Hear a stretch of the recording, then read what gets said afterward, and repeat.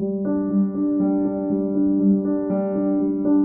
Is question number 15 जो कि class 11th NCERT chapter का नाम है पीरियोडिक टेबल से लिया गया है। इस क्वेश्चन में हमें बोला गया है कि energy of an electron in the ground state of hydrogen atom हमें दी गई है उसकी वैल्यू।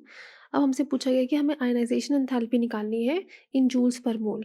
तो अगर हमें पता है कि एनर्जी ऑफ इलेक्ट्रॉन जो ग्राउंड स्टेट में है हाइड्रोजन एटम में, उसका एनर्जी अगर इतना है तो हमें इतना ही एनर्जी देना पड़ेगा उसका आयनाइजेशन करने के लिए।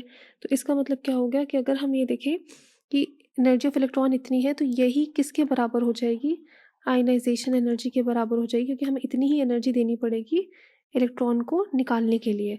अब ये पूछ रहा है calculate the ionisation enthalpy of atomic hydrogen in terms of joules per मोल।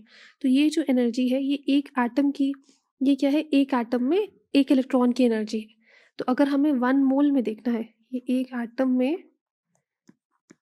एक इलेक्ट्रॉन की एनर्जी है, तो अगर हमें 1 मोल में देखना है, एटॉमिक हाइड्रोजन बोल रहा है, तो मतलब क्या हुआ कि हमें हाइड्रोजन की एंथैल्पी जो निकालनी है, हमें जो आयनाइजेशन एंथैल्पी निकालनी है वो पर मोल निकालनी है। तो पर मोल मतलब हमें 1 मोल के लिए कैलकुलेट करनी है।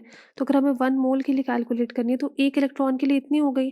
तो 1 मोल ऑफ इलेक्ट्रॉन्स के लिए कितना हो जाएगा, वो हो जाएगा -2.18 ये वैल्यू इंटू 10⁻18 इंटू Na, जो कि हमारा क्या होता है, अवोगाड्रोस नंबर। तो ये जो फाइनल आंसर हो जाएगा ये हमारा किस में आएगा, जूल्स पर मोल में आ जाएगा, जिसमें हमें निकालना है।